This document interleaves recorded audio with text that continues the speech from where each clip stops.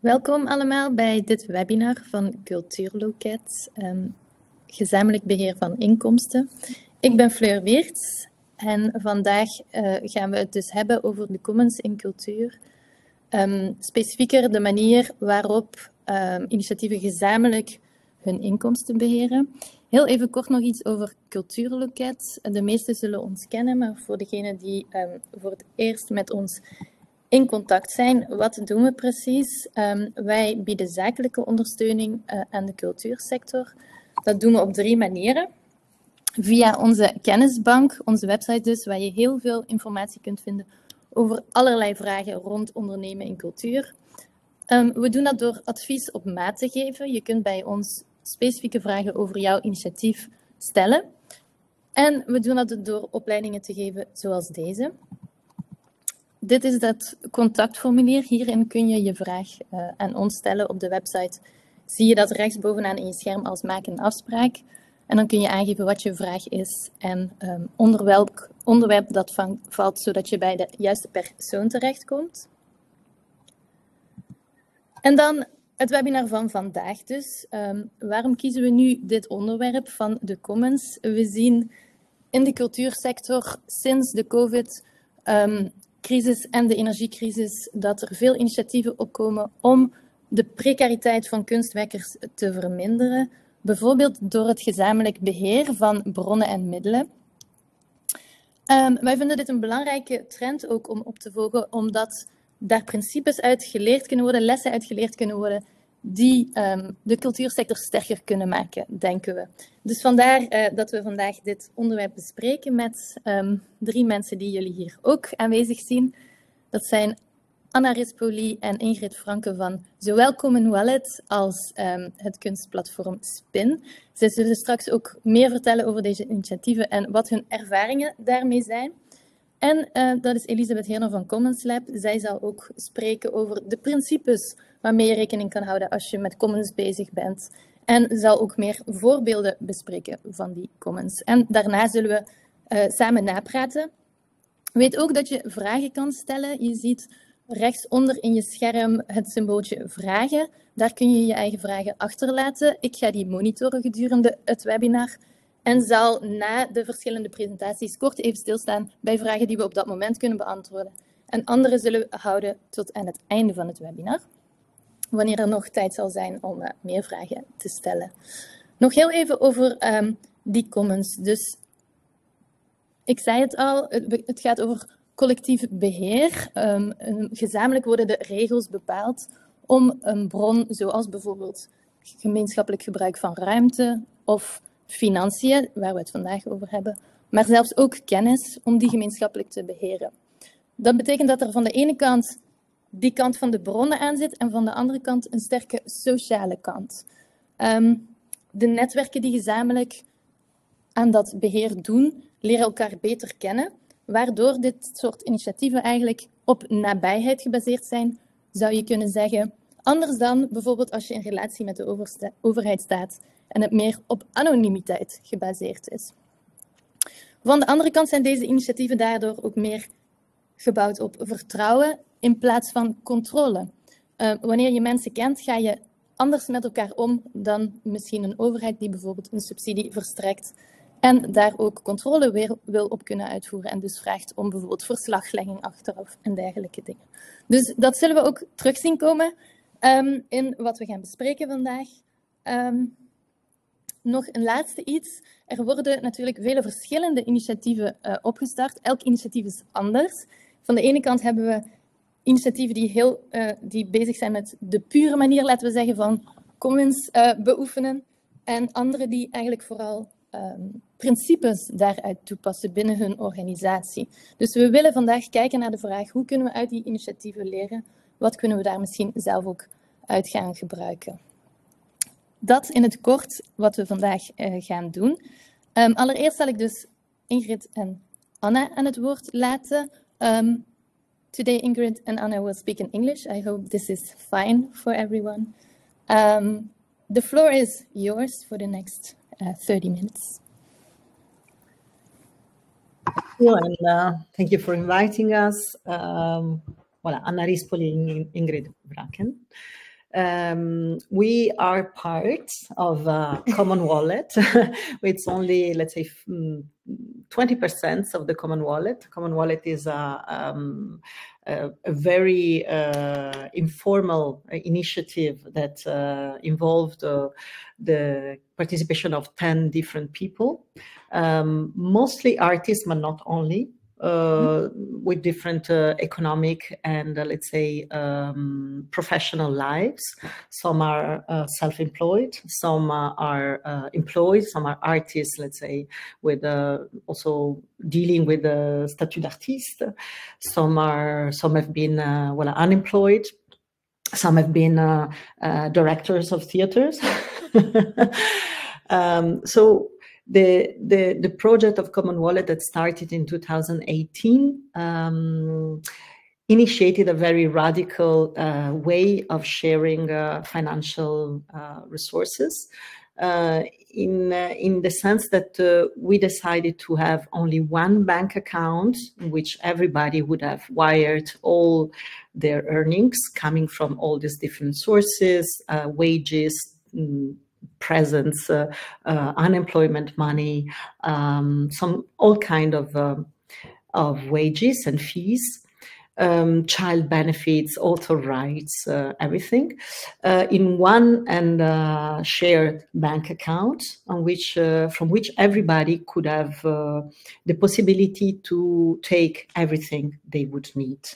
Everything they would want also. So without any mutual control, we could access this pot of money to answer all our needs and desires, meaning basic needs, housing, food, the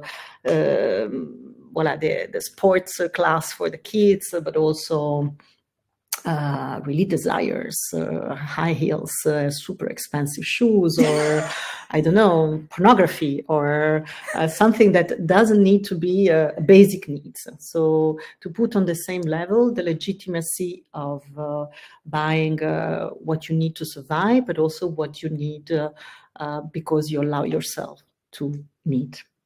Yeah, and I think when we started out, we were wondering, okay, what would need to be the rules of this experiment? And we decided very quickly that we would not be setting a lot of rules, because when we were brainstorming all possible situations where it could go wrong, we were focusing more on what could go wrong than on what is the potential, and let's find out what happens. So in order to remain with this question of let's find out what happens if we share all income and all expenses, we decided that there would be no rules for how we would spend it or how we would be earning, but we would try to exercise radical trust. With that meaning, we do not control each other. We don't control whether what someone brings in is actually what they earned, and we don't control who takes what. So we never matched all of the expenses to specific people in order to find out who is spending how much. The whole idea was, how can we together make it possible for each of us to have a qualitative life, and also to investigate what is our individual and collective relationship to money, and to not only money as income, but more profound questions of how our value and labor also very entangled in our psychologies, and how can we start to untangle that? Yeah. And what kind of way of being together does that produce? And maybe it's also good to say, while we're still at the start, that sometimes some of these questions or some ways of explaining the project might feel very frivolous also, but it was by no means so that we were swimming in money either. I think we're all in a very modest situation at that time. And so it was, it was really about trying to question our relationship with money and what it does when we are doing that together. Yeah, I think it's not by chance that this project was born within a sort of an artistic community, even if not all of us are artists or artist producer or curators. But the perception of precarity of artistic community is indeed strong. As much as strong the desire of approaching it from a different angle. So not focusing on scarcity, but focusing on the potential abundance, and the abundance that is not only we will get more rich by mutualizing our little amounts, but we would get less lonely. So we were all quite aware, and we became much more aware within the 5 years of existing of this project, of the strong precarization of a neoliberal society that is imposed on all kind of social categories, but especially artists, is the fragmentation. So the fact of feeling alone in your precarity and feeling responsible of not being a successful person. This is one of the hardest effects, let's say, of precarity. And we were very often joking, okay, maybe we will not be able to eat a very luxurious meal, but we will eat potatoes together. And the fact of being together and creating through money, through economic and material solidarity, a new way of kinship, sort of a chosen family, a sort of community based on trust and based on solidarity and based on transparency. Maybe we can go then in deep on these three principles that were really the keys of Common Wallet, made us somehow having not only, let's say, more satisfaction, but also entering a journey of decolonizing ourselves from the logic of scarcity. So what is money? How much money is corresponding to personal value and personal success? How, as you said, how we can disentangle work and money, because we want to de-individualize, I mean, this logic. All this decolonization of the way that we are used to think of money and to success made us discover that we can be much happier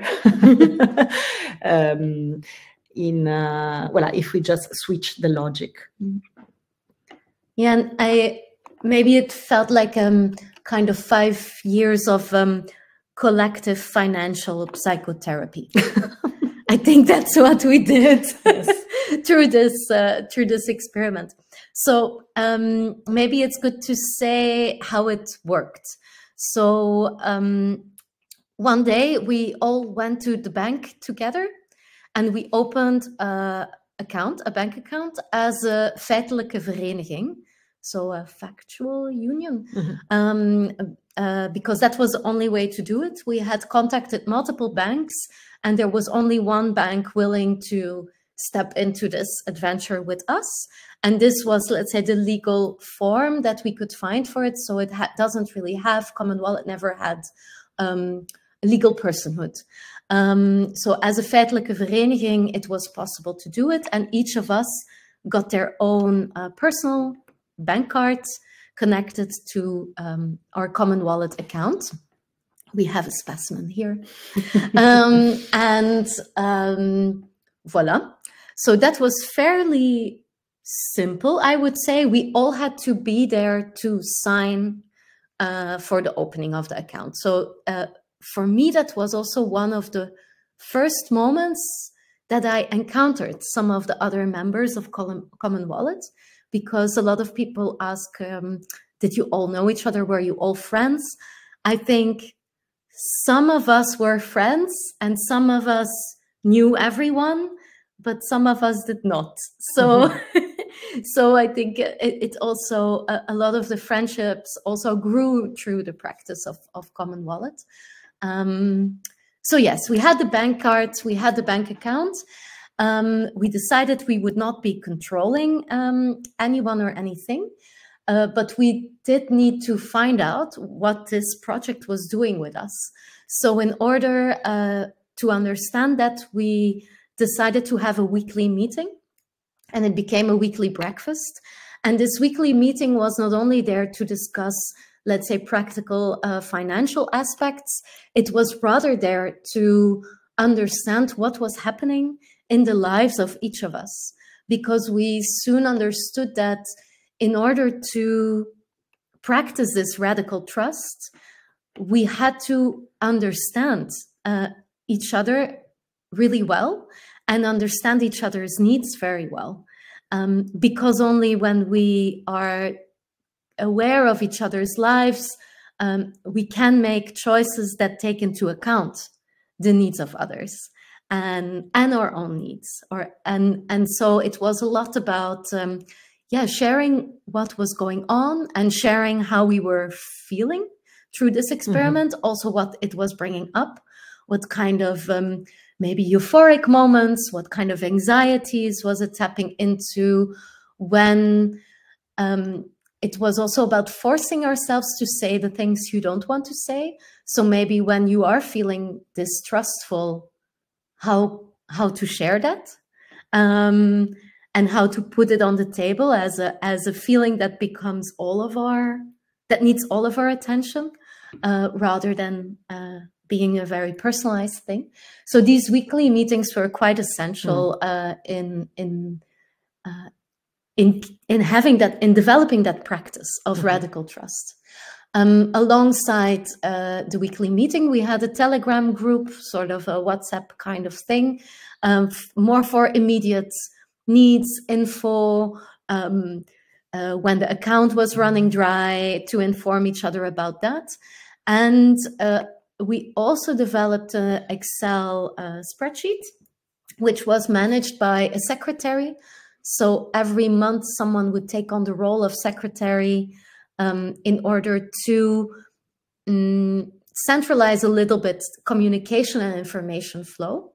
And the Excel sheet was there to get a little bit of a grip on cash flow situation. So it wasn't super detailed, but because not all of us were employees who could count on a specific amount coming in roughly around the same day every month, but most of us were freelancers with irregular income happening at any time of the month.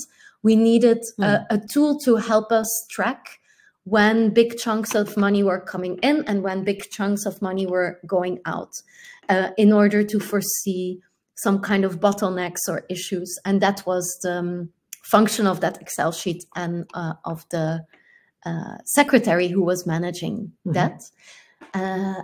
And then the last tool. But I think it's very important also the fact that we used our online banking system that would allow us to potentially dive into the state of our account. In that sense, I think that transparency is one of the principles of all commoning experiments, because even if we declare that we want to apply a radical trust over each other, that doesn't mean that in case someone has a doubt, should not be able to check things. How is the state of our accounts? Did everybody just wire some stuff? In fact, it didn't happen very often, very, very rarely. But it is important to keep this possibility open. So transparency is one of the key of commoning projects. So basically, we each of us had this online application on their phones, and in every moment they could check if there was money in the account or not, if they could buy this ticket train or they had to wait the following day, if they should launch an alarm on the Telegram group, please somebody can you wire something, because at the moment we need cash, we need cash flow.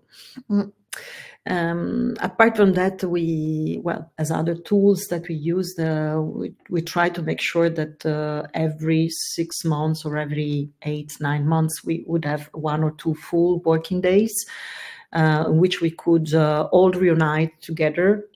I think it's also very important to think that this very radical sharing experience need from time to time physical presence, even if for many months some of us have been living in different countries of Europe and having a very busy life, so we could not meet every week all together, but every X amount of months we need to spend some time together. So really physical co-presence, it's important, and then this has an impact also on the size of the group.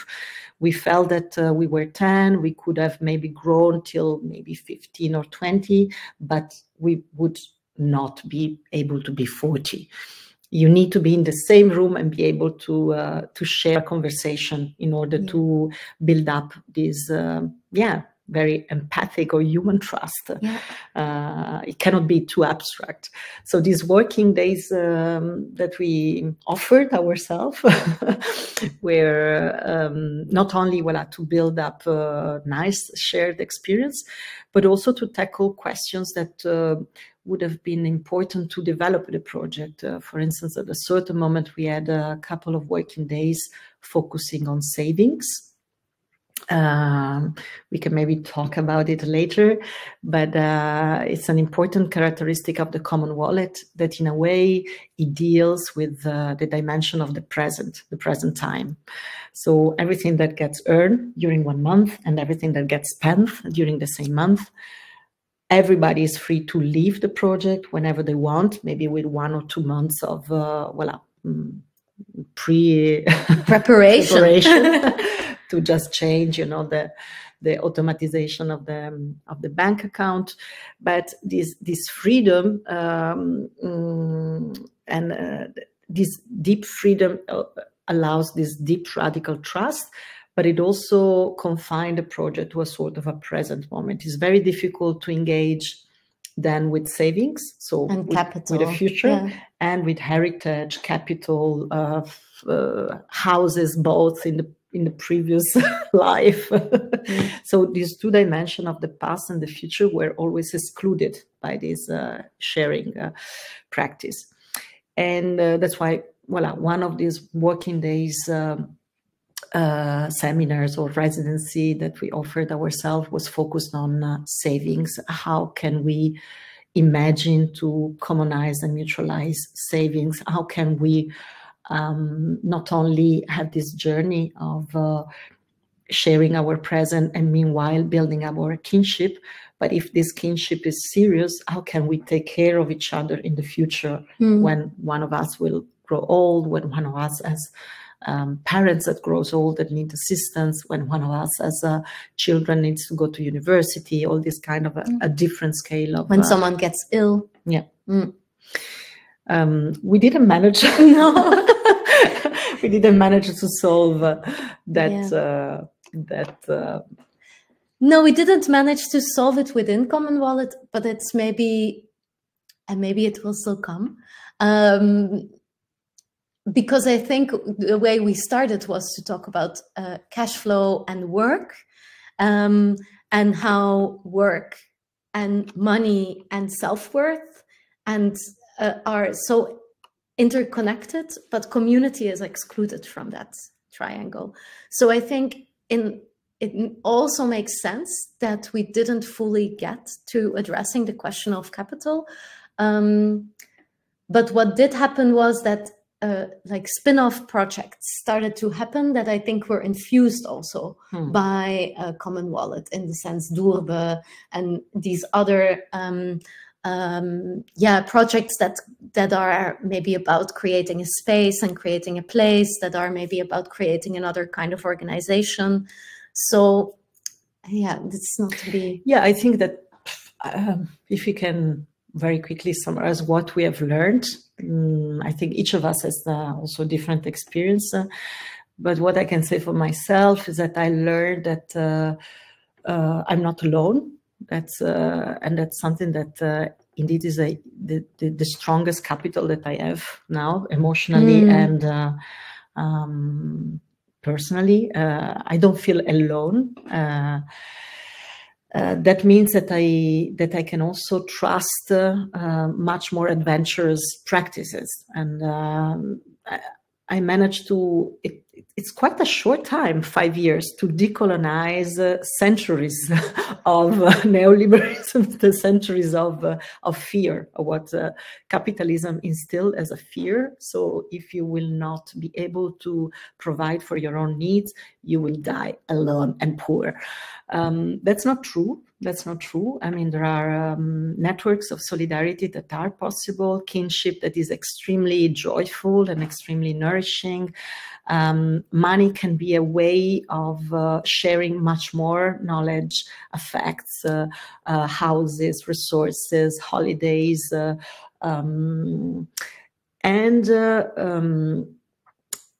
the possibility of inventing different projects that also, voila, spill off of the initial inventiveness and the initial experience of Common Wallet still proves very, very generative. So personally, I'm part of at least 2 or 3 mutualization projects. Do we want to say that we are in a... We're in a pause for the moment. Yeah. Common Wallet. I think it's important to say that. So we decided to pause also Common Wallet a while back. And I prefer to say pause rather than say we stopped, because some of us want to start again. And I think what was important about the pause was we didn't take that break because it didn't work, or because we became distrustful of each other, or because there was a conflict. It was more that there was a fatigue. I think also this post-COVID, there was a lot of fatigue, but maybe there was some collectivity fatigue in some of us. And we noticed that if we cannot commit to being together, if we cannot prioritize these moments of being together, or if the prioritization of that is not balanced, then it becomes difficult. Then questions like trust play up again, while they haven't been playing for years. So we decided to pause, at least in my understanding of it, in order to also preserve it.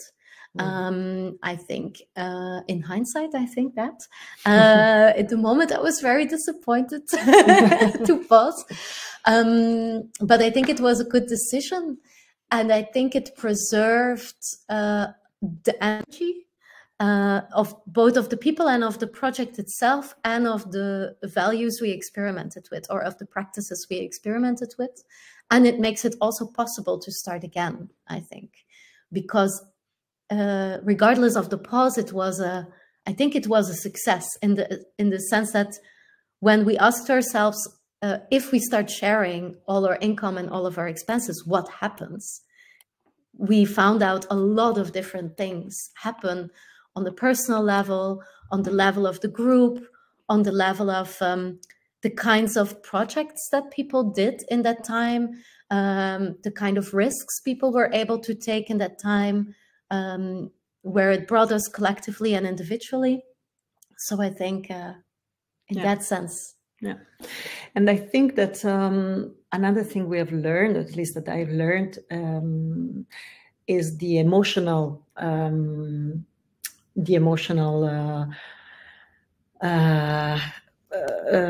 emotion linked to money. How much money is linked to love? This we knew, and we have seen. We all been witnessing a drama during an heritage distribution, how much, those money, it's corresponding to the love of the person that gives you this money, and how much blackmailing there is also behind that.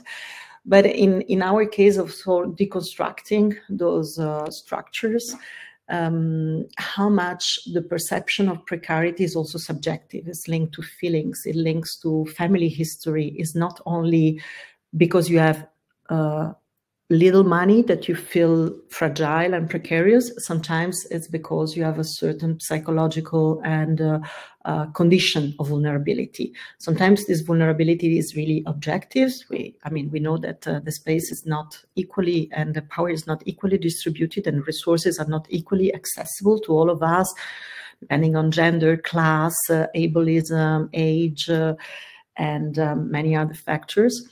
But there is also emotional and psychological perception of oneself as more or less precarious. And this has to be respected in a way.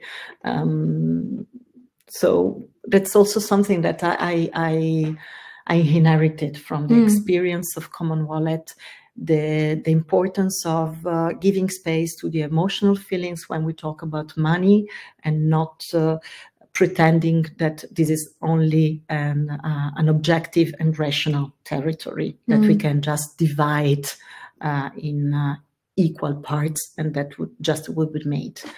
We had a discussion before about I'm part of an organization, an artist-run organization, which is named SPIN, which we are 5 co-directors taking time to manage the organization. We employ one office manager, but we are doing the management. So really taking the decision, running the organization, organizing the communication and the workflow. And for this work, we have a sort of a forfeit pay. Until now, it was linked to the time that we would have employed to dedicate to the organization. But recently we decided to adopt a slightly different way of redistributing this pay that is inspired by the sliding scale fee developed by Marnis later, one of the members of SPIN. She developed this way of dividing money within a self-organized collective during her research in St. Lucas, Antwerp.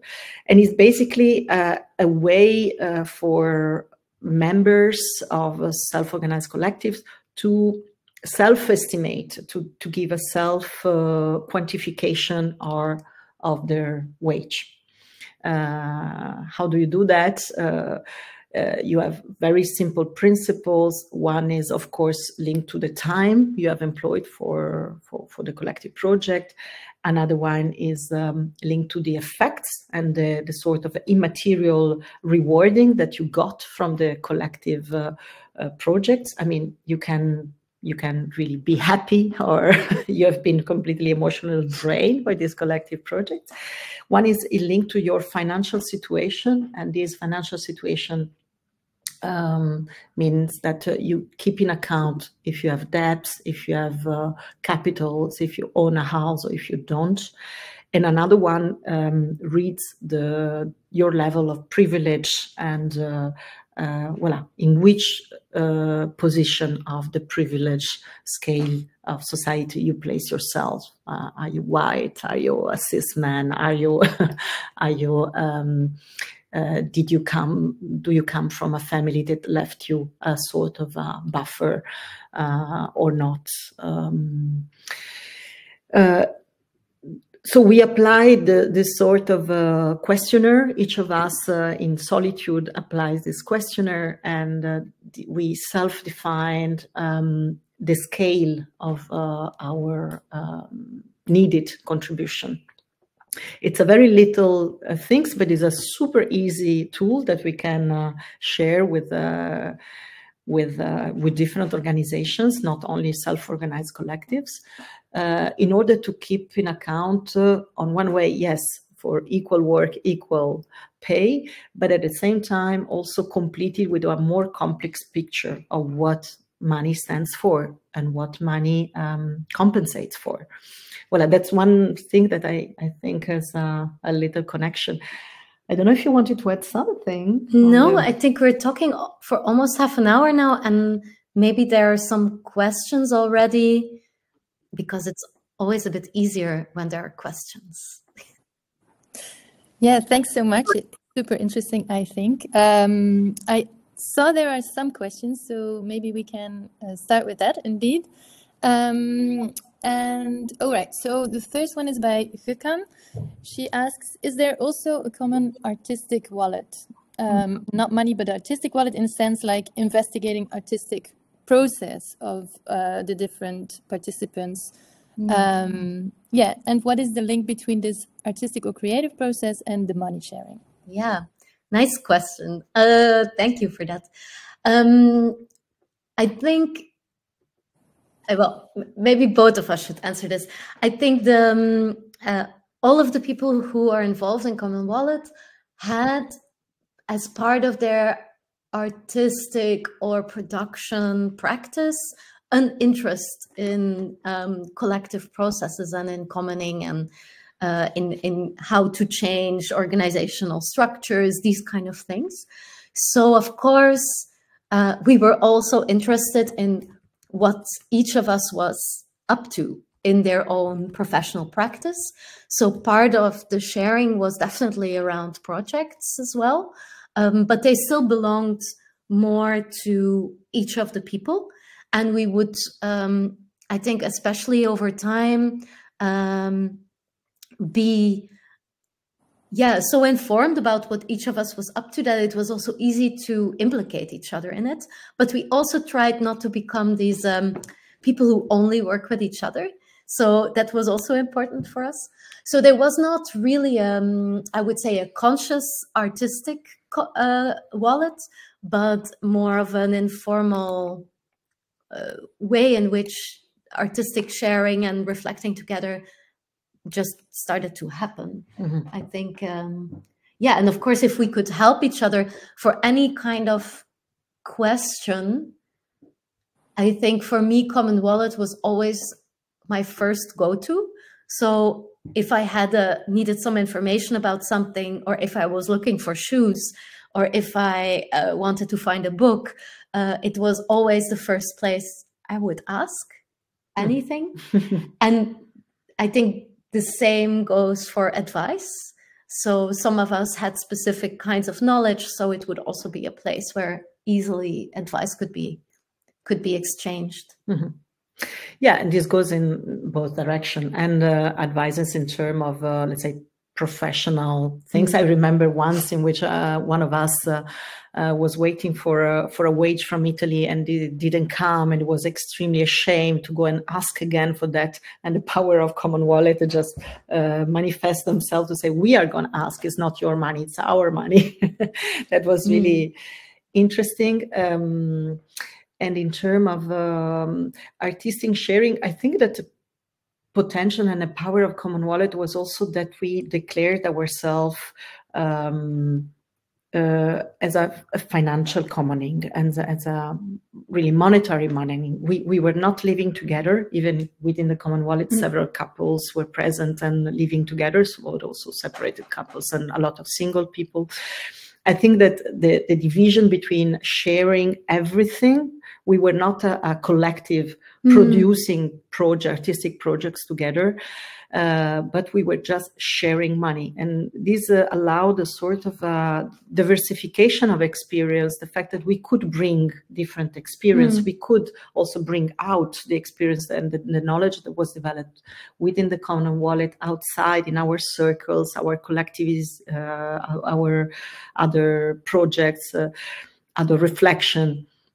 So not making everything all the eggs in one basket. Yeah, exactly. I think it is also gives some air, some breathing possibility to look at each other and to stay curious.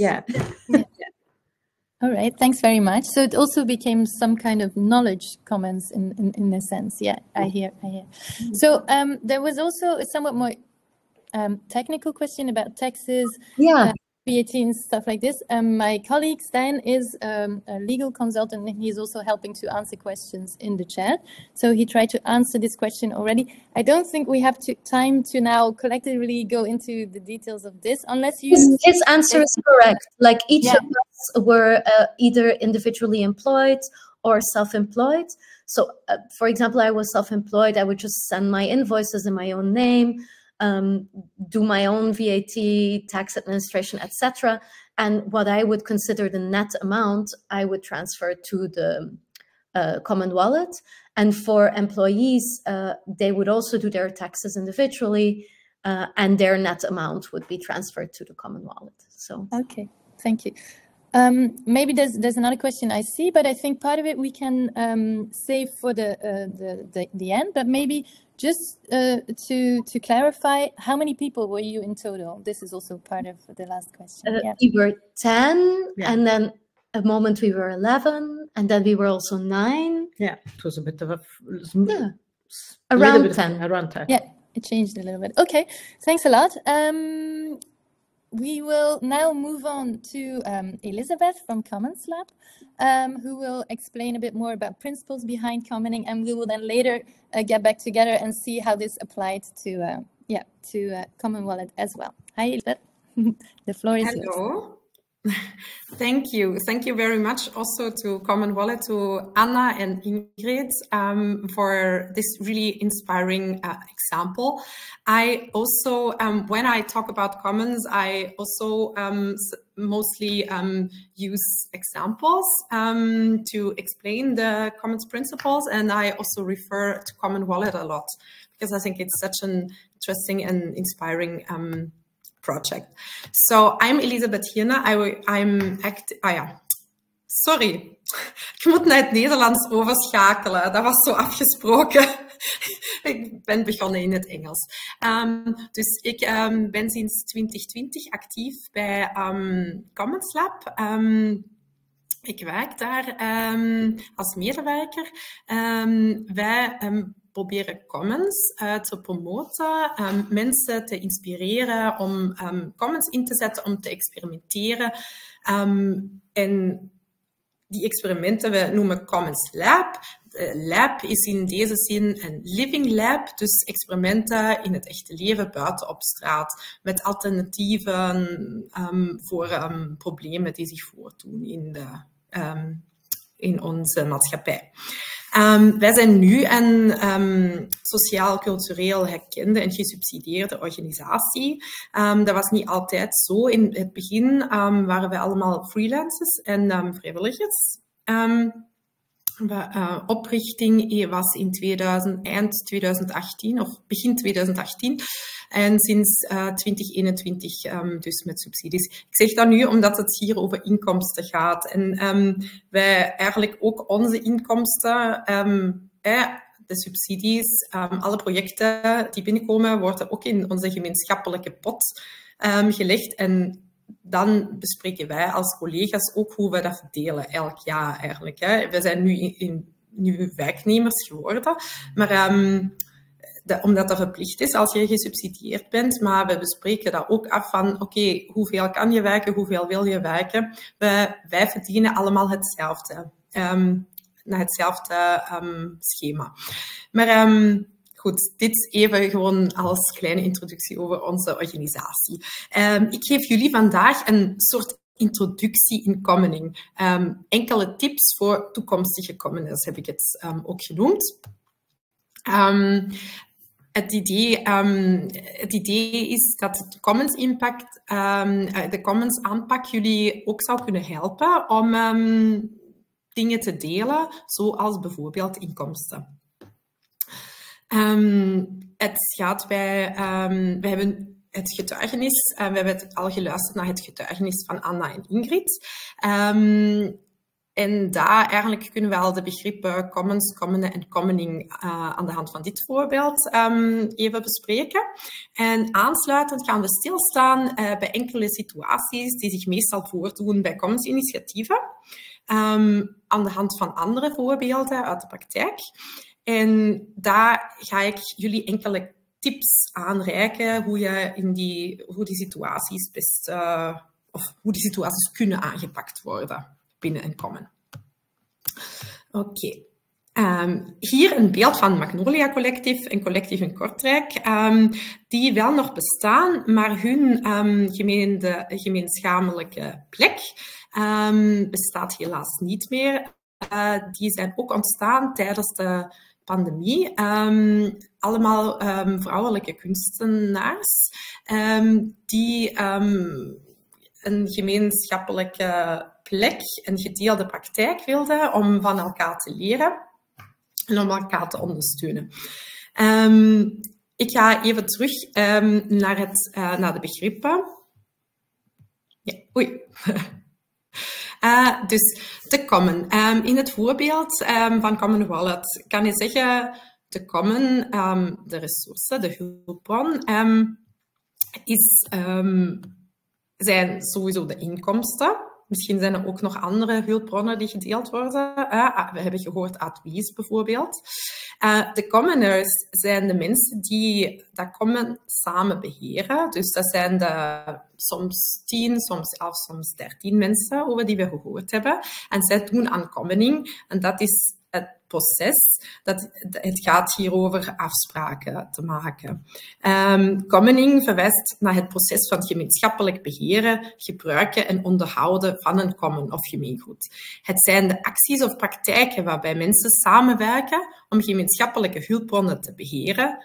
En dit kan op een vrijwillige, coöperatieve en inclusieve manier gebeuren.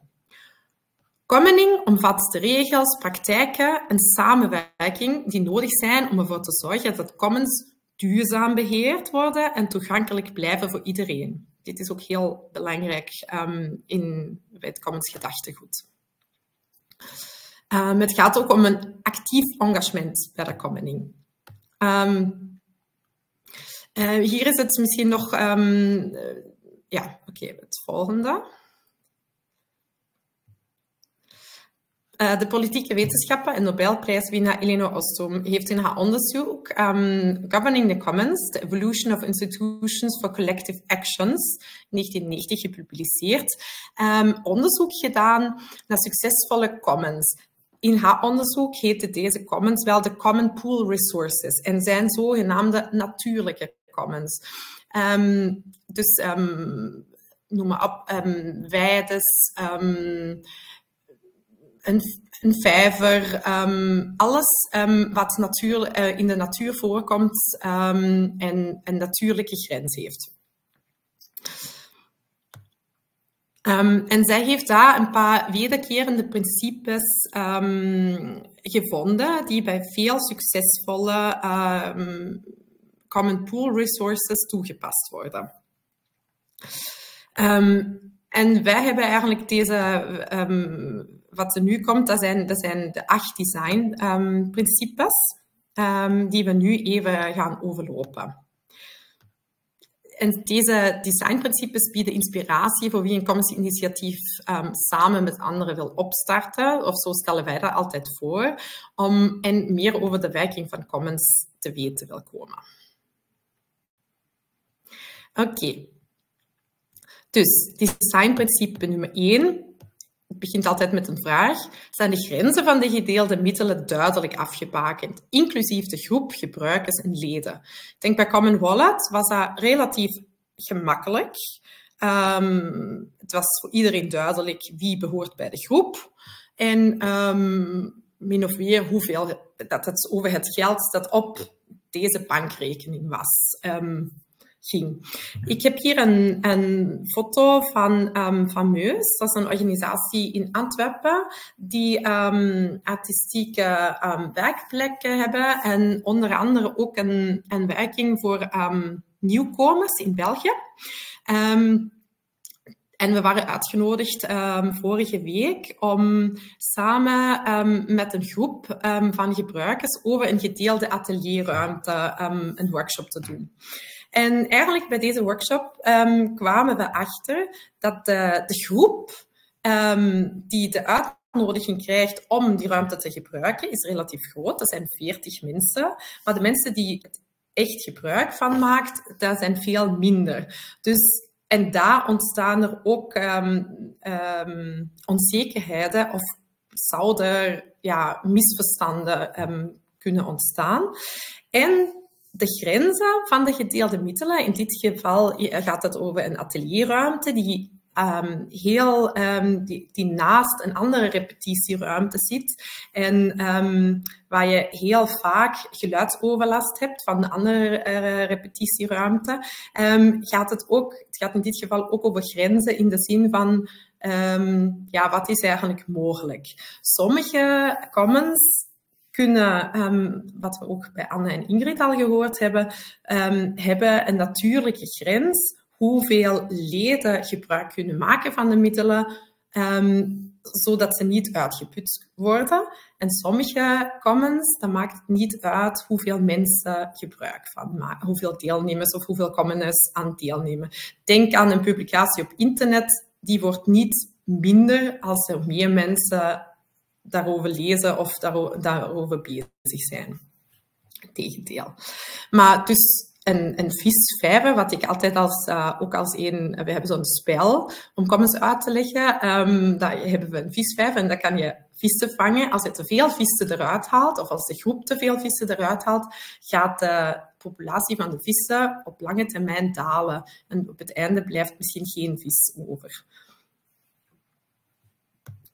Volgend designprincipe nummer 2.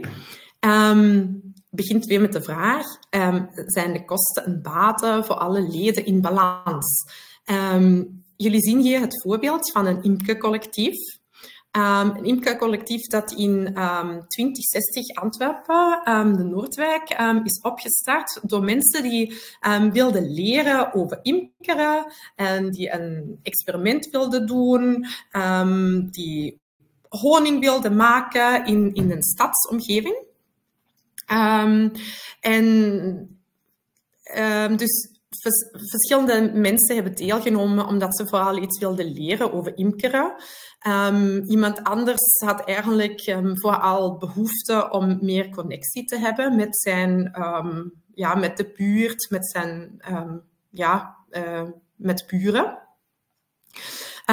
Weer iemand anders zag erin een test voor een verdienmodel, om dat via een coöperatie te verkopen laten, de honing. Of om te zien hoe kunnen we uit dit een verdienmodel maken in de toekomst. Dus je ziet, hier zijn de kosten en baten voor alle leden, die kunnen verschillend zijn. We hebben dat ook bij Common Wallet gehoord, dat er verschillende voordelen zijn om aan een common deel te nemen. En dat soms de voordelen voor de ene op een andere, in iets anders liggen dan voor anderen. Maar het is belangrijk, ook zijn die verschillen, die kosten en baten, dat die in balans zijn. Want anders gaat er ook frictie ontstaan. Het kan bijvoorbeeld dat iemand bij zo'n imkercollectief, sommige mensen hebben meer tijd in dat imkercollectief gestoken en anderen hebben weer dan misschien meer financiële bijdrage gedaan aan de aankoop van de bijenkasten. Maar het moet in een balans zijn. En dat is individueel. Maar om dat te weten, is communicatie heel belangrijk. Zijn die bijeenkomsten, alles wat we al gehoord hebben bij Common Wallet, die bijeenkomsten daarover praten, die verbinding, het vertrouwen, dat maakt allemaal dat je ook die dingen bespreekbaar kunt maken.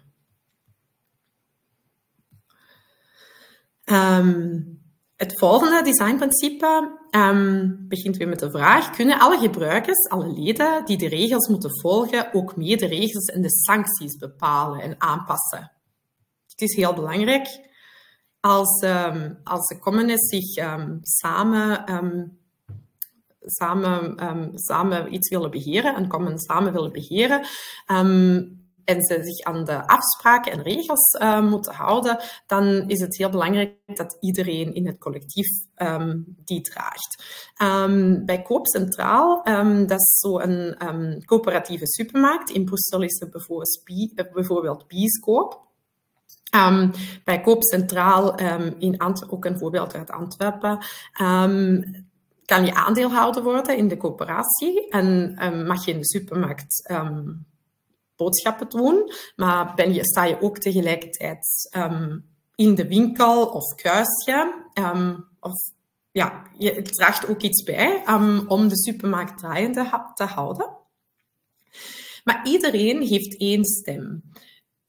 Alle aandeelhouders in de coöperatie hebben één stem en kunnen iedereen... Het is niet zoals bij grote bedrijven, waar die aandeelhouders die het meeste hebben, dat die meer stemmen hebben en dat die meer kunnen bepalen. Ik heb nog een ander voorbeeld voor dat designprincipe. Dus dat zijn verschillende initiatieven die bij de Koer in Gent zijn. Dat is een drukkersatelier, een radio, een cinema.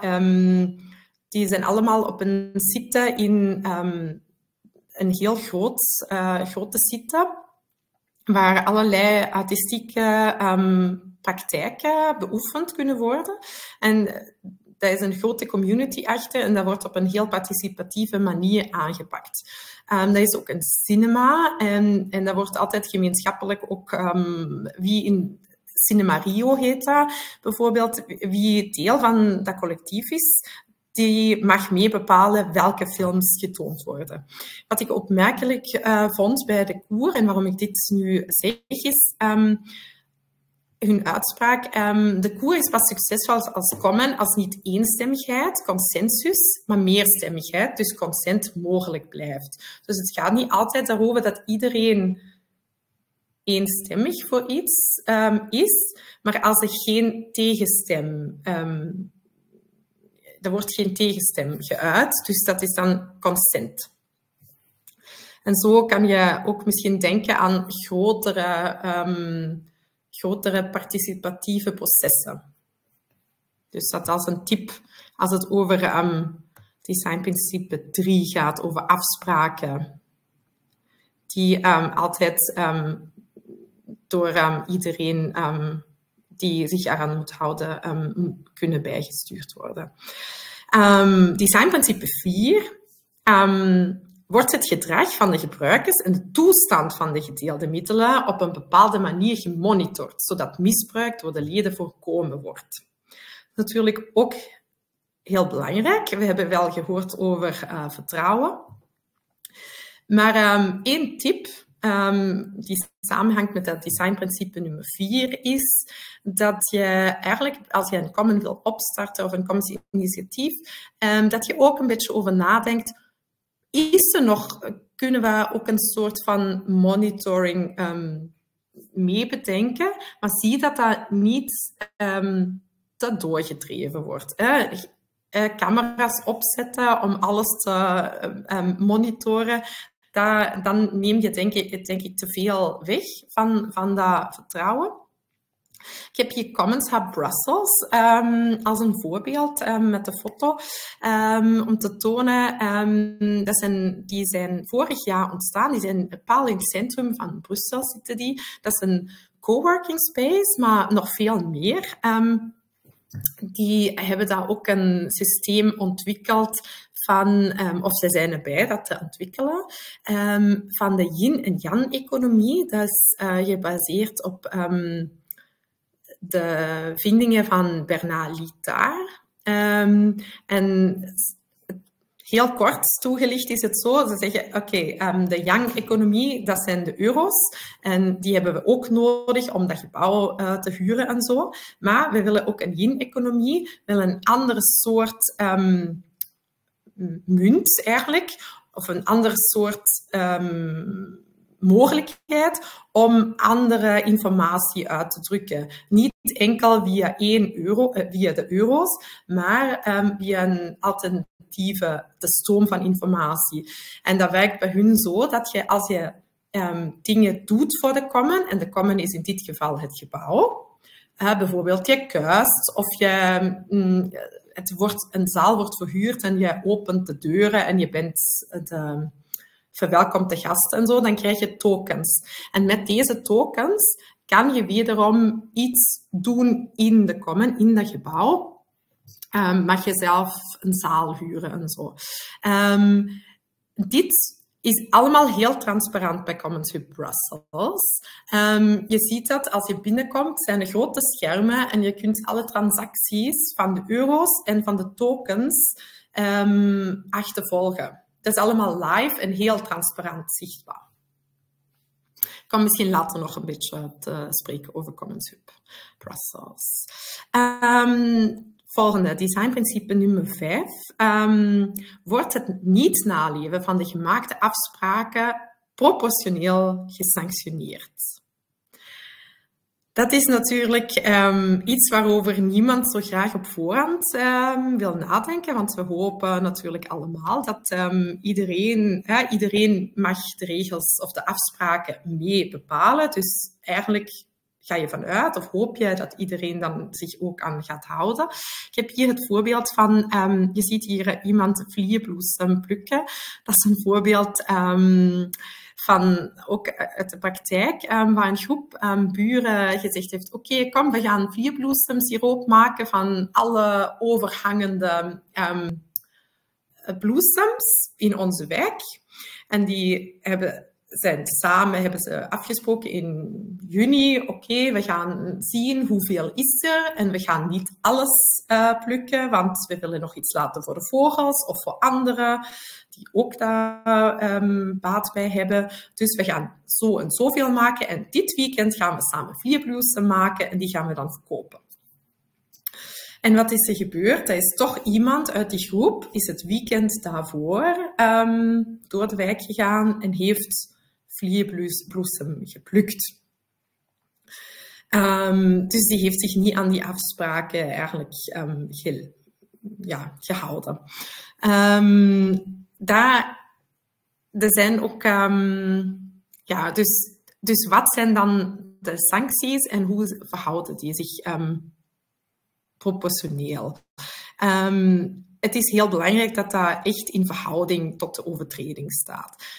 Voor dit voorbeeld werd die vrouw dan gevraagd eigenlijk, het is niet die vrouw die op de foto staat, dat is maar een voorbeeld, werd die vrouw dan gevraagd eigenlijk om zich te verontschuldigen en zij mocht dan het volgende jaar niet meedoen aan de gemeenschappelijke siroop maken.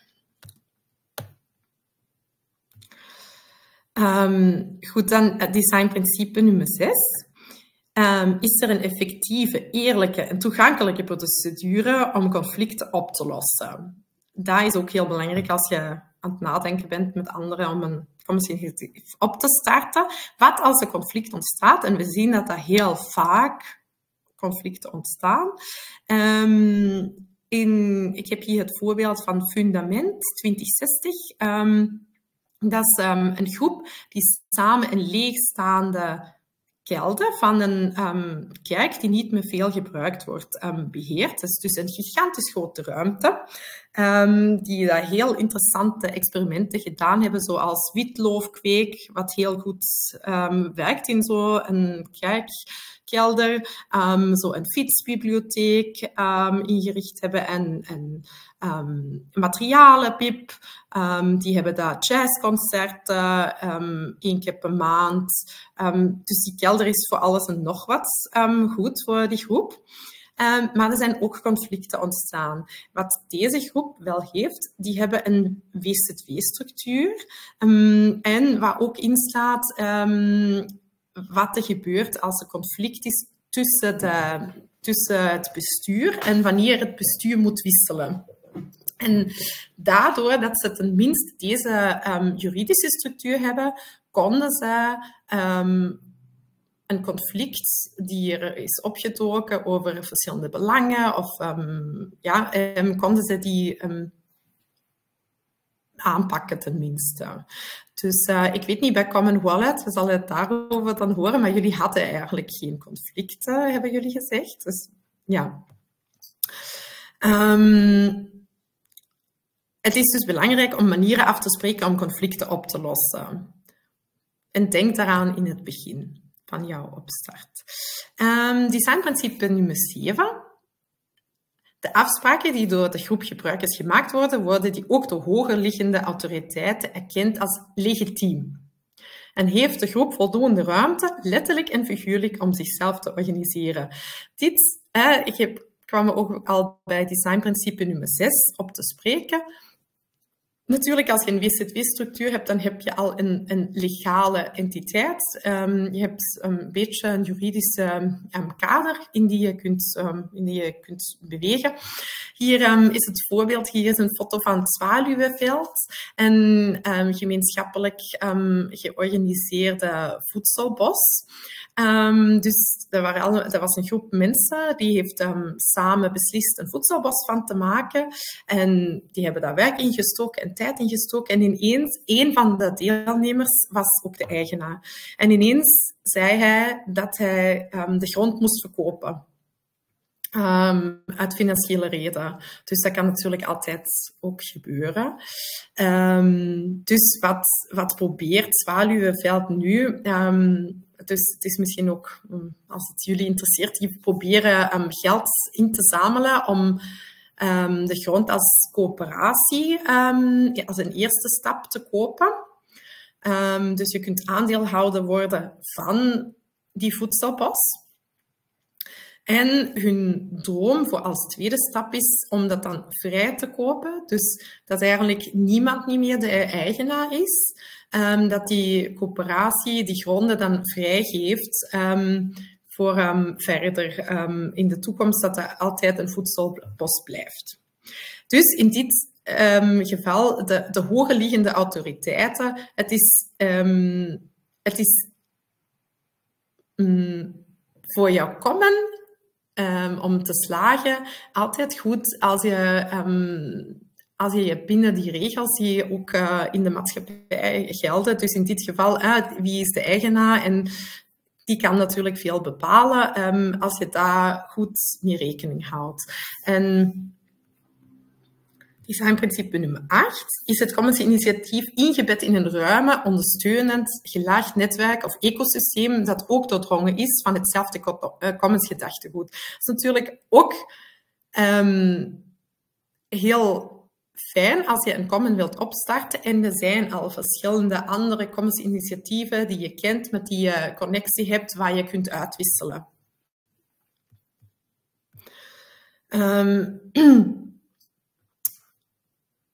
Dus inspireer ook andere mensen om een commoning te doen. Help waar mogelijk anderen zichzelf te organiseren. Commons-initiatieven bloeien op als ze ingebed zijn in een ruime, ondersteunend en gelaagd netwerk. Ik heb nu bijvoorbeeld Beyond Building. Dat zijn verschillende kunstenaarsplekken in Vlaanderen die zich ook georganiseerd hebben, zoals de Koer, het Bos en nog andere, om elkaar beter te kunnen ondersteunen, omdat die dus op dezelfde manier werken. Ik heb hier ook EcoPower. Dus EcoPower is een heel grote speler. Maar er zijn ook kleine buurtinitiatieven die energie delen in hun wijk of met een paar huizen. Maar hoe meer organisaties, hoe meer commons op dezelfde manier werken, hoe beter voor het werken van je common. Oké, en tot slot, ja, ik had hier nog een voorbeeld, domesticity, maar daar ga ik nu denk ik niet meer in, want de tijd is op, denk ik. Het is ook belangrijk dat jullie die 8 designprincipes die ik nu voorgesteld heb, niet als een soort religie of zo zien. Het is niet zo dat elk common aan die principes moet voldoen of zo. Gebruik ze meer als inspiratie van, oké, wat kan er gebeuren? Aan wat moet ik denken? Hoe kan ik proberen dat onze common heel goed kan functioneren, heel goed kan werken? En ik ben nu heel benieuwd naar ons gesprek. Dankjewel, Elisabeth, voor deze hele handige inzichten, denk ik. Hele goede inzichten die zeker kunnen helpen, volgens mij, als je zelf bezig bent rond de commons. I'll switch to English, of course, so we can discuss what we have been talking about a bit. And therefore, I would first like to ask Ingrid and Anna to respond a bit to the principles they saw and how they would relate this to Common Wallet and perhaps Spin. And then I'll go back to the questions that have been asked by people listening. Nice. Yeah, thanks so much, Elisabeth, for the presentation. It was super nice to have it all laid out like this and already hear you make some comparisons with Common Wallet, or how it fits in that or not. Because of course, when we started out, we were reading a lot about the commons and thinking a lot about these structures. But then once you're doing it, right? So it also fades away. So it's really nice to hear. And I was thinking a lot about these 2 points when you say the monitoring, the sanctioning and conflicts, because indeed these are things that we did not integrate so much in our experiment.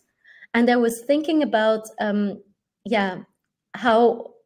did the monitoring work and what would have been the sanctioning, and I think, as Anna said earlier, we often get this question, so what if one day someone would take all the money and just go and buys a Ferrari? Especially the Ferrari always comes up, and we were like, wow, we don't have enough money to buy a Ferrari. Like this, forget it. But also, what if someone just takes all the money and goes? And I think it would have been totally possible. However, between the actual money that is at any given point on the bank account and losing 10 people as friends and potentially a much wider community, because we're of course all embedded in the cultural field, we know each other, we know the people that we know, etc., etc. Like, I think the sanctioning would have always been implicit, which is maybe terrible, but I was thinking about this, that we never felt like we would have to set up a system of sanctioning, because breaking the trust would have been so disastrous in a way, on so many levels. Maybe that is also a little bit freaky, or like a little bit like, we are very enmeshed actually. But yeah, I was thinking about that and I found that really interesting. And then the monitoring, like Anna said, there was this total transparency through the banking app, that it didn't really need an additional system of monitoring, because in the end, anything could always be seen. And I think I was living abroad at the time. And for me also, this possibility of monitoring became also something else, where I would see someone went to a very nice bar and I was like, oh, I missed the bar. So it's interesting how all of these aspects also start to take on different lives of their own. And I was also interested in what you said about procedures for conflicts, because we never set up a procedure for conflicts. And the conflict was high risk, actually, not because of the money, but because of the relationships. And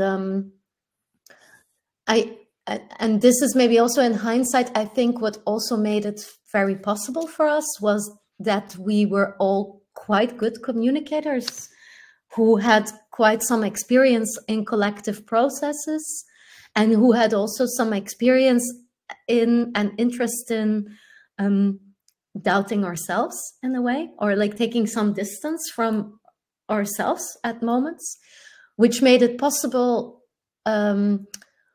for moments of friction to be present and to be held. So friction could exist, but it wouldn't mean that we would question or doubt the character of the other person. But there were definitely frictions and disagreements. If I can add, sometimes, not always, but this friction became an occasion of growth. We also had a certain speculative taste and desire for research or experimenting. So conflicts are amazing occasions to change, to grow, to challenge a situation and to experiment a bit further. because that was also one of our shared desire to experiment with these things that is money that everybody gives by granted, but in fact we really were questioning of its function, of its usage, of its hidden possibility, of its affection that is the layered affection that is stuck in money. So conflicts were this moment. Of course, sometimes it's a painful way to grow, but we were not. We didn't want just to confirm each other or to comfort each other, even if that part was also, of course, also nice. Satisfaction. Yeah, but I think maybe. I find it an interesting suggestion, like what is a procedure for conflict, or what are the agreements of conversation? Also, how do we do conversation and how do we not do it? And these things, I think, were always quite implicit and worked out, but it could have just as well not have worked out.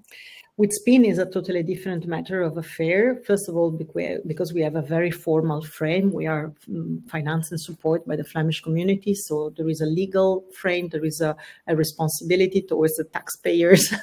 And that means that also even we need to foresee potential protocols that would be put in place in case of conflicts. That doesn't mean that they are set once forever. It's also grows together with the organization, with the fact that me and Marnix later joined the organization 2 years ago. The reflection about not only fair practice, but fair internal practice, conflict management, potential conflict management has found a new necessity, a new urgency. In the sense that, I think that an organization needs to keep alive, needs to keep also open to new members or other ways to re-challenge their own habits.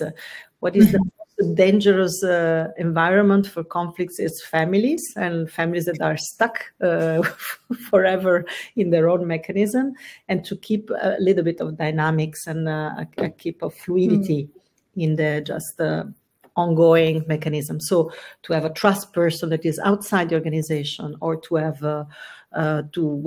we had this kind of a rotating figure of the secretary that in a way could also function as a little bit of a trust person that would collect eventually unsatisfaction or frustration or questions.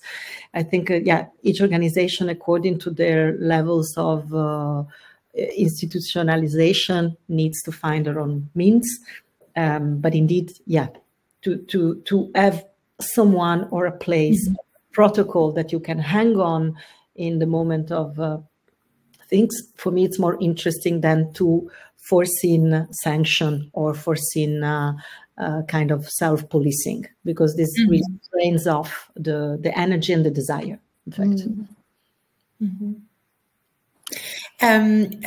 I'm really interested in what you said about that you have some unwritten rules of communication, or some unwritten rules of self-reflection and self-practice, or something. So I think that would be very interesting, and something if you could share. I don't know if you share the findings of this, but that if you what could be very fruitful for other collectives, because of course you have this desire for this experiment and you wanted to try it out, and it's also about the relationship, but there are also a lot of common initiatives that are not so much focused on that, but more on for example the food cell boss, like this edible forest idea. Of course, it's also about the relationship and about building this community, but maybe that's not such a practice of everybody involved, like as in the arts practice that you do. So I think it would be very, very nice if you could give this knowledge transfer. And also what you said, this model about, for me, this was a new, I heard it for the first time, this emotional perspective on money that you were speaking about, that you did that there is a model that you have now to calculate. Yeah, this is something we use in SPIN. Is a tool that has been developed by many different collectors at the same time, but the one we use it is developed by Marnix Later, who is also part of SPIN, and it's called sliding scale fees, in which it's not only the quantitative elements that play a role in defining how much you earn and how much you define, let's say, a common pot, but it takes in consideration also emotional self-perception of your own precarity, of your own needs, and your own availability. This all sounds really, really interesting, and I think these are topics to really follow up also from our side. So yeah, maybe let's also see how we could share more of that content. Sorry to interrupt. I was thinking we only have 10 minutes left. I was thinking that it's maybe good to also have a quick look at the questions. There were still some remaining questions. I'm going to summarize them a little bit. So the first was, and I think it also links in with the two presentations. It was asked about Common Wallet, and the question was, how did the decision organism work? And maybe this is also interesting to look at it in terms of the principles we saw.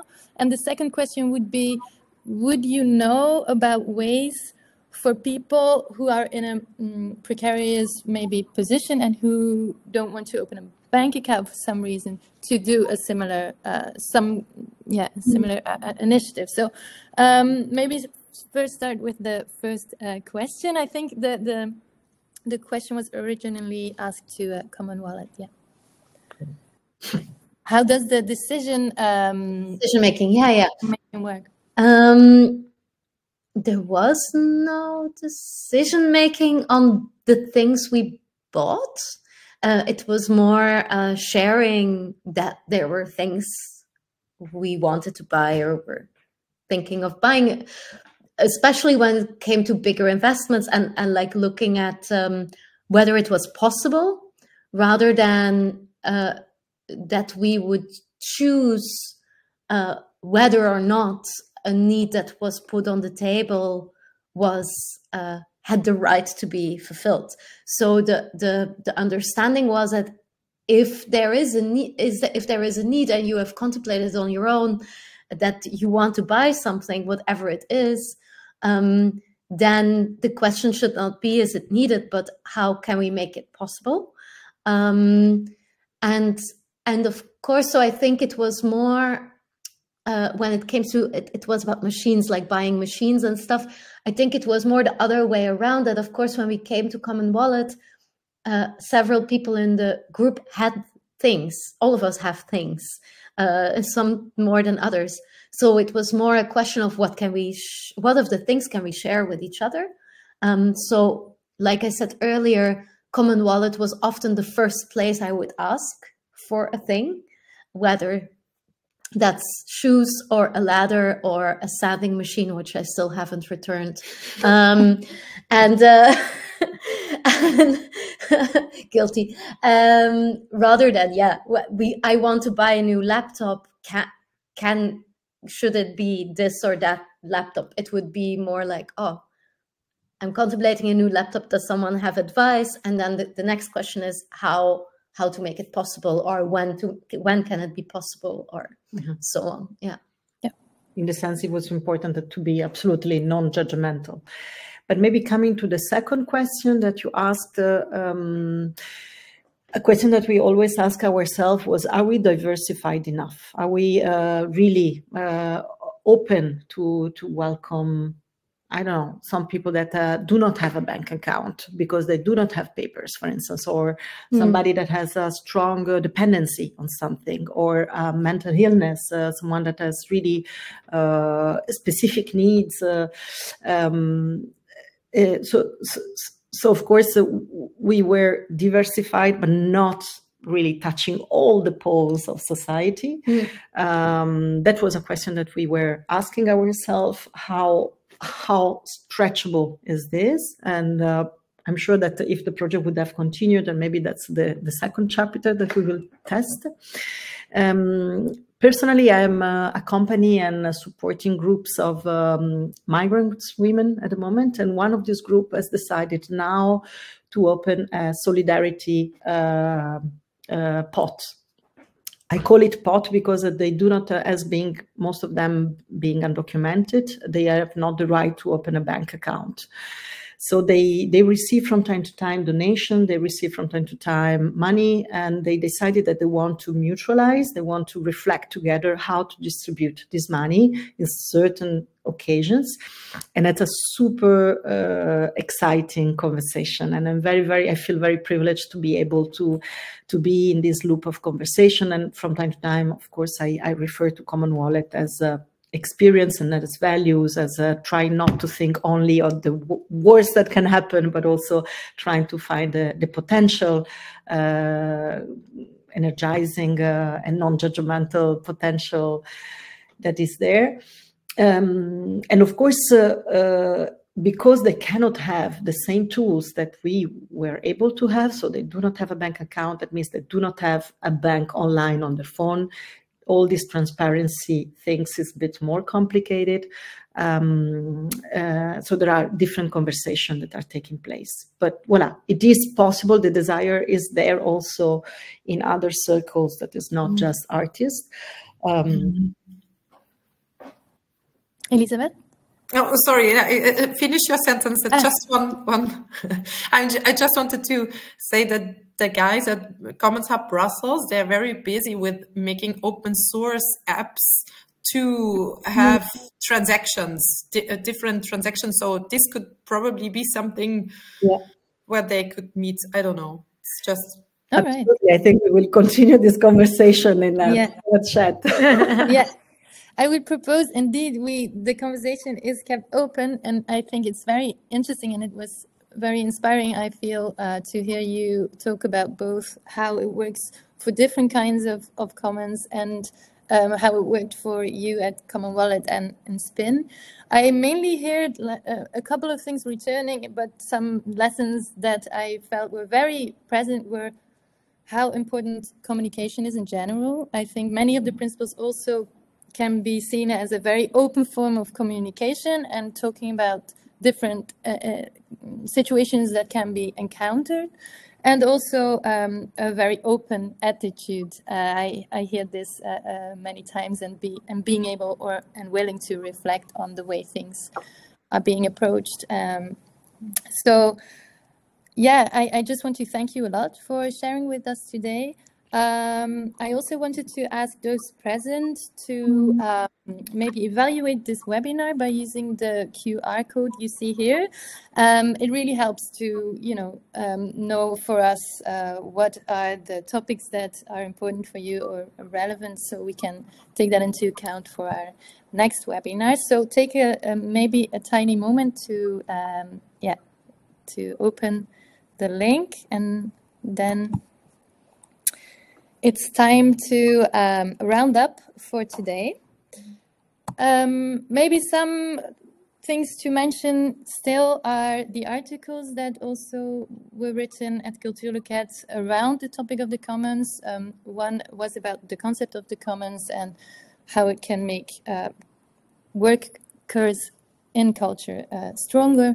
And the other one is about Level 5, who collectively runs artist spaces, and this was a very interesting interview as well, so you can find them on our website. Interesting reads for those present maybe. And then of course, and maybe I'll switch to Dutch now, als je nog vragen hebt over je eigen situatie, dan maak gerust een afspraak met ons via het contactformulier. En natuurlijk, om op de hoogte te blijven van wat we allemaal doen, kun je ons volgen via de verschillende sociale media. De nieuwsbrief, en je kunt natuurlijk ook al onze opleidingen vinden op onze website. Dus dank jullie allemaal om aanwezig te zijn en een hele fijne dag verder. Thank you very much. And Ciao. Bye.